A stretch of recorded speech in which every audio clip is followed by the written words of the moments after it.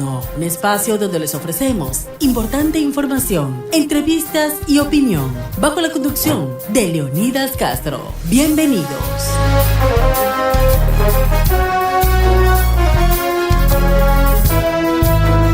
Buenas noches, bienvenidos. Un programa más aquí en Diálogo Nocturno. Soy Leonidas Castro. Gracias por estar con esta sintonía aquí en I99 en el 98.9 FM y por supuesto también a través de nuestras redes sociales, en nuestros canales digitales. Ya en esta semana corta después de este feriado de 4 días, pues seguimos justamente haciendo análisis, opinión, por supuesto, lo que tiene que ver la parte económica. Esta semana se había anunciado también ayuda por parte del Banco Interamericano de Desarrollo, recursos económicos que llegan para fortalecer al Ecuador en la parte que tiene que ver justamente con la ayuda para el sector de salud, para compra de medicamentos, para repotenciar justamente el sector de la salud que tanto lo necesita. Así también había algunos indicadores. El riesgo país ha caído en los últimos días a menos de 650 puntos. Y también algunos datos era de que la generación de empleo, pues no, estas cifras que daba el gobierno esta semana a través del INEC, dan a Ecuador como uno de los países con el menor índice de desempleo en la región, por encima incluso de Brasil, de Argentina, de Chile, de Colombia y de Perú. Vamos a conversar justamente sobre el tema económico. Está ya con nosotros en esta hora de la noche. Agradecer al doctor José Abel de Fina, justamente él es doctor en finanzas y analista económico. Gracias, doctor José Abel de Fina, por estar con nosotros. Bienvenido al Diálogo Nocturno. Soy Leonidas Castro. Buenas noches, Leonidas. Gracias por la invitación y buenas noches a toda su estimada audiencia. Un gusto. Doctor, queríamos empezar justamente revisando lo que significa. ¿Cómo evalúa usted el presupuesto general del Ecuador para el año 2026? Este año terminamos con unos montos justamente de déficit que el Ecuador ha tenido que cubrirlo con deuda obviamente externa, buscando recursos del FMI, de organismos multilaterales. Ese presupuesto para el 2026, ¿cómo lo ve usted? ¿Es equilibrado? ¿Podemos decir que vamos a tener una economía mejor el próximo año y con ello van a cumplirse las metas del gobierno para reducir el déficit fiscal para el 2026? No sé si me escuchó allí, doctor De Fina. Sí, le escuché, Leonidas. Lamentablemente se cortó, creo que el internet. Sí, se fue un poco la señal. Le reitero, quería consultarle si usted ve que para el próximo año 2026 vamos a tener, por ejemplo, esta misma situación de déficit fiscal de este año, que el gobierno ha tenido que cubrirlo con préstamos internacionales, con ayuda al FMI, que nos ha entregado varios miles de millones de dólares este año, o el próximo año el presupuesto 2026 está más equilibrado y va a ser menor el déficit fiscal con relación a este año. ¿Cómo lo ve usted, doctor? La situación, Leonidas, es bastante complicada para el Estado ecuatoriano, porque producto del endeudamiento que ha tenido en años anteriores, en gobiernos anteriores, y también con el endeudamiento que ha tenido que asumir este gobierno, tiene que este año pagar entre amortización de capital, entre el principal de los que nos han prestado, e intereses alrededor casi de 13.000 millones de dólares. Entonces veníamos en el año pasado pagando deuda pública por un monto mucho menor que llegaba a los 9.800 millones de dólares, ¿sí? Entre deuda externa, deuda interna, pero pues este año tanto los pagos de deuda externa como los vencimientos de deuda interna se incrementan y entonces tenemos que pagar casi 13.000 millones de dólares este año. Entonces, eso es un incremento de 3.000 millones de dólares que, a pesar de los esfuerzos de gestión del gobierno nacional, es deuda contraída y son pagos que va a tener que hacer el Estado ecuatoriano.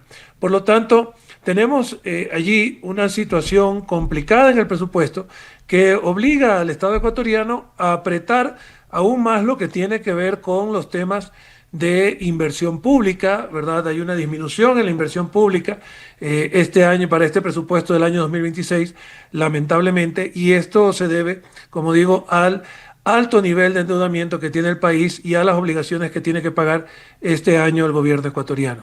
Sin embargo, por otro lado, existe la perspectiva de un incremento de los ingresos por parte del Estado ecuatoriano por el lado de lo que tiene que ver de anticipos de adjudicación de campos petroleros por la concesión del oleoducto de crudos pesados, que son proyectos para recibir, así como iban a recibir 1.500 millones por el campo Sacha, la expectativa es recibir alrededor de unos 4.500 millones de dólares por lo que tiene que ver por esta adjudicación de campos petroleros.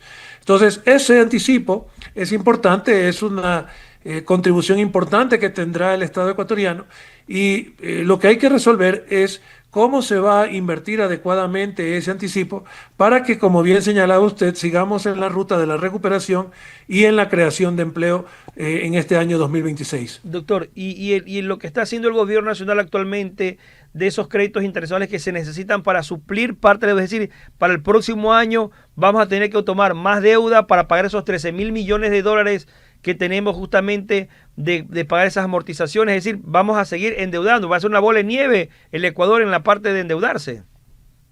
Efectivamente, sí hay una necesidad por parte del Estado ecuatoriano de incrementar su endeudamiento para cubrir ese déficit fiscal de este año. Entonces tendremos una situación de endeudamiento que no es deseable porque es pedir deuda para pagar deuda y por lo tanto no es como cuando uno va al banco, uno no debería ir a pedir deuda para pagar la otra deuda, ¿verdad? Sino que uno debería pedir deuda para poner el nuevo negocio que le va a dar más ingresos. Lamentablemente, este año el Estado ecuatoriano debe pedir o tiene previsto entre deuda interna y deuda externa endeudarse en más de 15.000 millones de dólares. Ese es el incremento que va a tener la deuda pública del Estado ecuatoriano para este año. Eso representa para cada ecuatoriano un endeudamiento, si lo dividimos entre 18 millones de ecuatorianos, eso representa un endeudamiento de $800 para cada ecuatoriano, que podemos compararlo con el endeudamiento del año 2023, que era de alrededor de $400 por cada ecuatoriano. Entonces, a toda la deuda que ya tenemos, este año cada ecuatoriano debe sumarle $800 más de endeudamiento público. Doctor, y esas cifras son realmente preocupantes y alarman porque eso significa que podría el gobierno necesitar de más ajustes económicos. No bastó con el incremento en el precio del diésel, no ha bastado con la eliminación de los subsidios a los combustibles. Es decir, podría haber recortes a programas sociales porque el dinero no va a alcanzar. Y si no hay financiamiento, no hay una mejora en la producción, unas mayores exportaciones, ¿cómo le ingresan más dólares al Estado? Bueno, en realidad el programa que tiene el gobierno de ayudas sociales se mantiene, lo que tiene que ver con los bonos de desarrollo humano se mantienen. Donde hemos tenido los cortes es en este rubro que tiene que ver con los subsidios a los combustibles. Entonces, como resultado de la reducción de los subsidios, el Ecuador va a recibir o se va a ahorrar alrededor de 2.000 millones de dólares si lo comparamos con lo que venía haciendo anteriormente, antes de que empezáramos este proceso de eliminación de los subsidios. Entonces, esto es lo que le permite al Estado ecuatoriano, la eliminación de los subsidios, no tener que hacer recorte en los programas sociales. Sin embargo, tenemos que recordar que sí llama la atención en el presupuesto general del Estado lo que tiene que ver, Leonidas, con la ejecución del presupuesto. Y entonces tenemos allí que la ejecución de las inversiones tan solamente anda en montos del 20%, 30%, ¿verdad? Entonces, pues ahí hay un problema, hay una limitación. El Estado ecuatoriano viene cumpliendo sus obligaciones con el exterior religiosamente, cumple con los sueldos a los funcionarios públicos, cumple en gran medida con las transferencias que tiene que hacer a los gobiernos autónomos, aunque eso también en términos de pagos está atrasado actualmente, pero no tanto como la inversión. Y en términos de inversión es lo que se ha venido quedando y es lo que no ha podido cumplir el Estado en el año 2025, a pesar de tenerlo en el presupuesto. Y es de esperar también que se complique este cumplimiento de las inversiones en el año 2026. Esas inversiones que son las que dinamizan la economía, que generan plazas de trabajo, que generan fuentes de empleo, son las que se van a ver limitadas. ¿Qué le queda al gobierno del presidente Daniel Noboa, por ejemplo, en materia económica, el tema de eliminar los subsidios, ya hay una fuente de ingreso? ¿Qué pasa con el tema del gas, por ejemplo, que ningún gobierno lo ha podido tocar? El presidente Daniel Noboa tocó el diésel, un subsidio que para muchos era también intocable porque afectaba a la transportación pública, afectaba a los usuarios que tendrían que pagar un pasaje de transporte urbano más elevado, transporte interprovincial o intercantonal.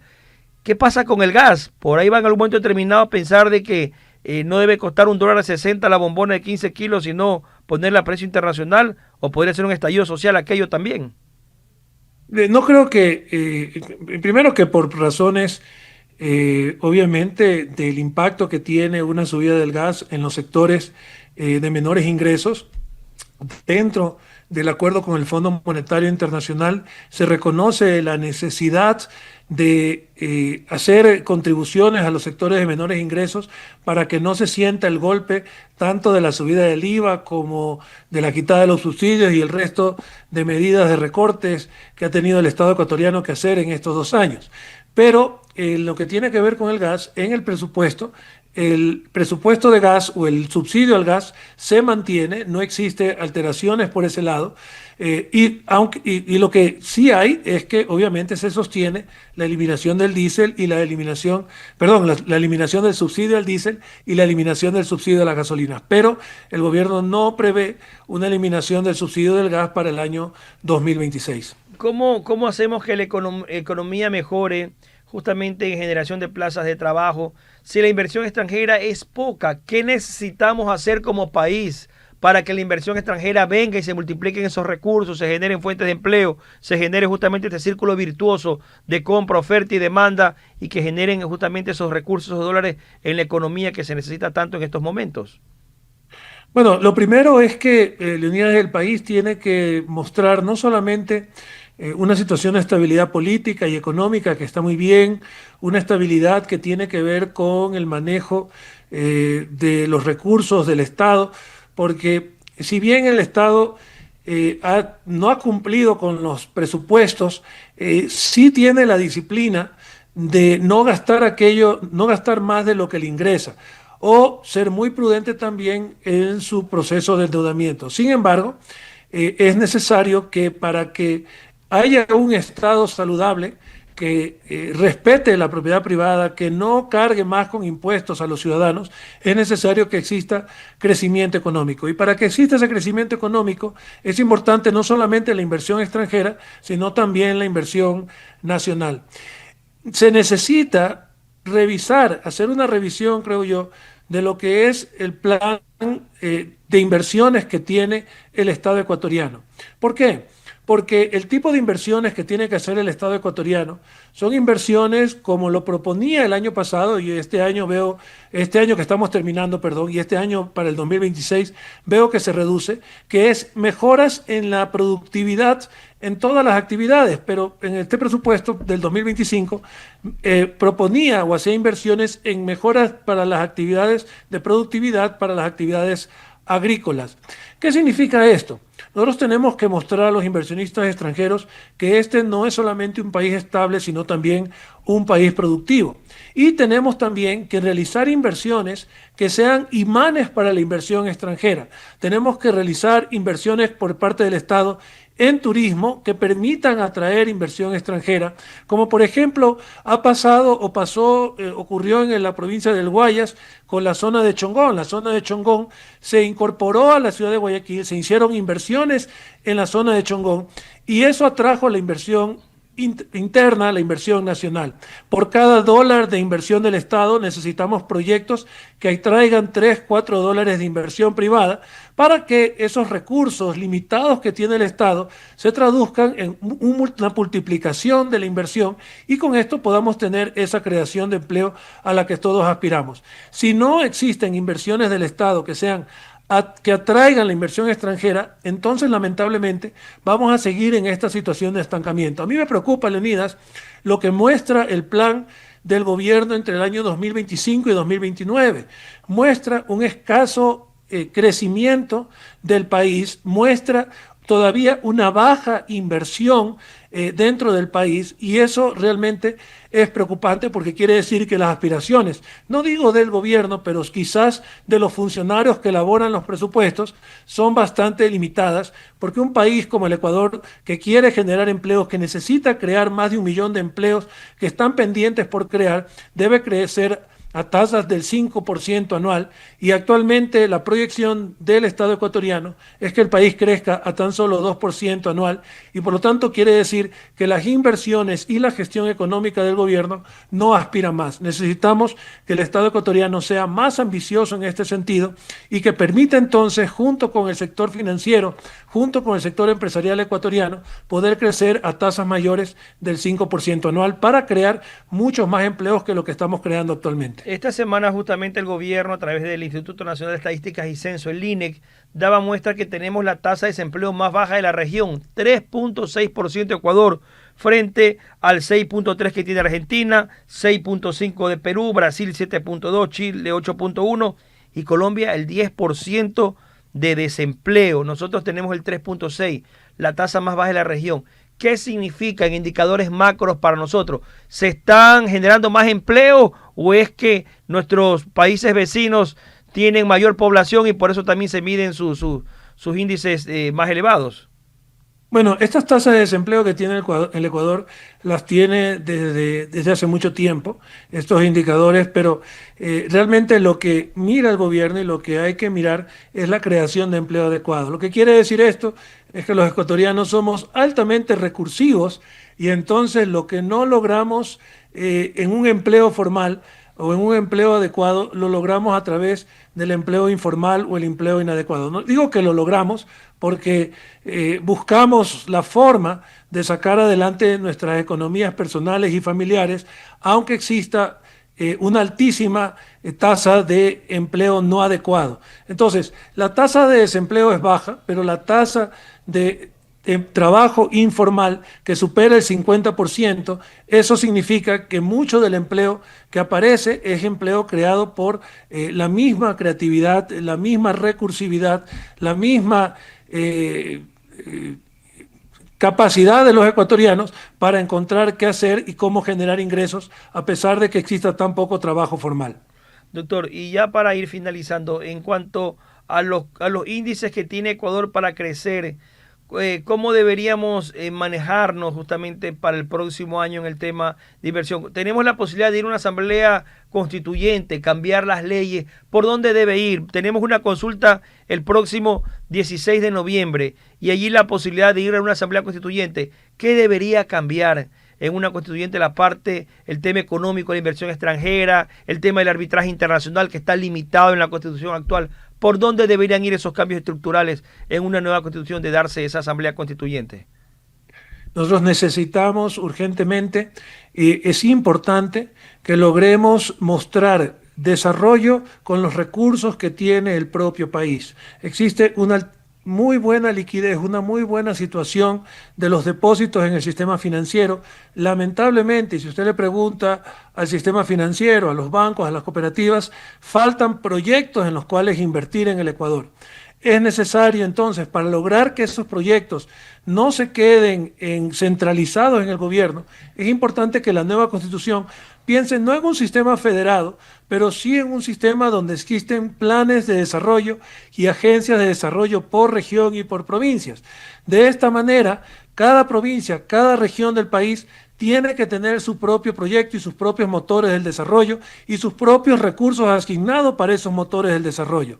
Si no existe esa capacidad para generar esos proyectos ganadores, esos proyectos vendedores, no va a haber inversión extranjera, por más que logremos nosotros o por más que tengamos nosotros el arbitraje internacional o ofrezcamos todas las seguridades y todos los incentivos fiscales, si no existe realmente una demostración de la capacidad de los ecuatorianos para hacer proyectos grandes, importantes, para realmente integrar a grandes mayorías de la población a la actividad económica, entonces la inversión extranjera no va a venir. El capital más importante, el recurso más importante que tiene un país, pregúntele a Singapur, el recurso más importante que tiene un país son las personas, son los individuos, y tenemos individuos que se educan, puede ser que se eduquen muy bien, pero no encuentran empleo.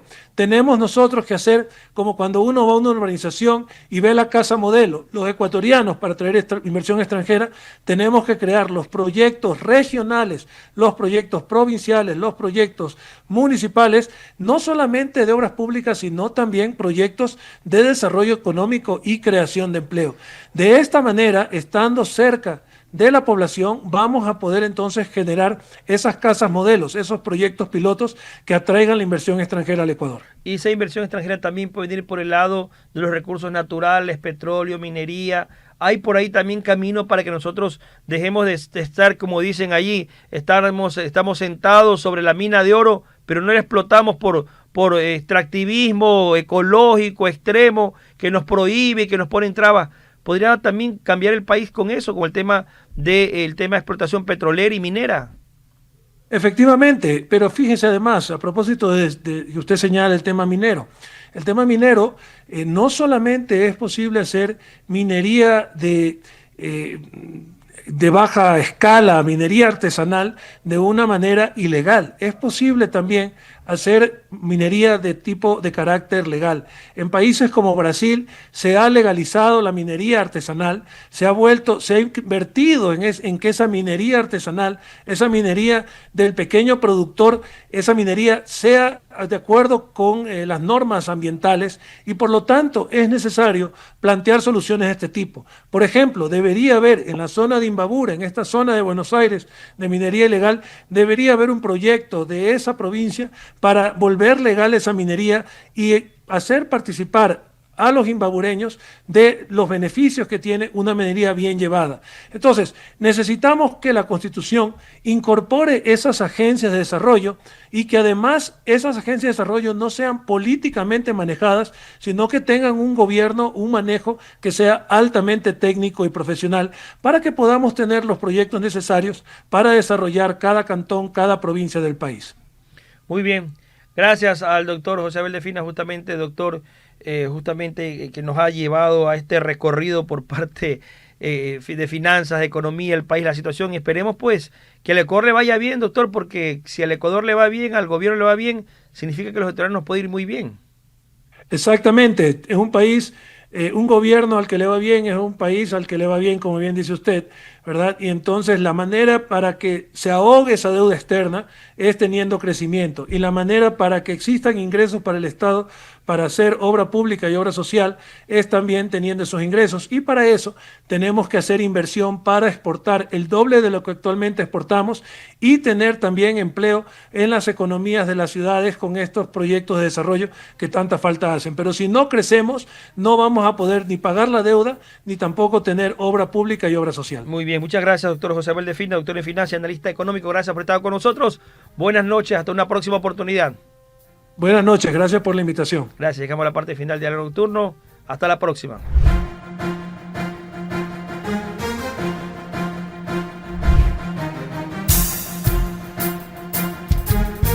Y 99 presentó Diálogo Nocturno. Hasta la próxima.